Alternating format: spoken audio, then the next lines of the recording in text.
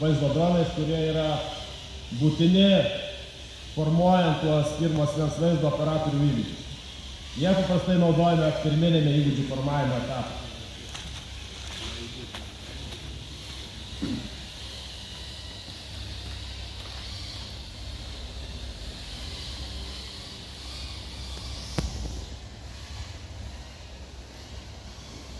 Angaras yra multifunkcinis, jį galima išnaudoti ir suformuoti iš jo įvairios paskirties ir sudėtingumo kliūtis. Treniruoti karius tiek įskristi į pastatus, naikinti taikinius esančius pastatuose, galima imituoti įvairias pozicijas.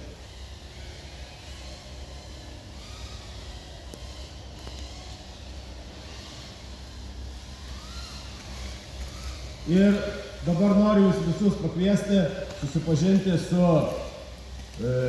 eksponuojamais parodoje eksponatais. Paroda susideda iš dviejų dalių.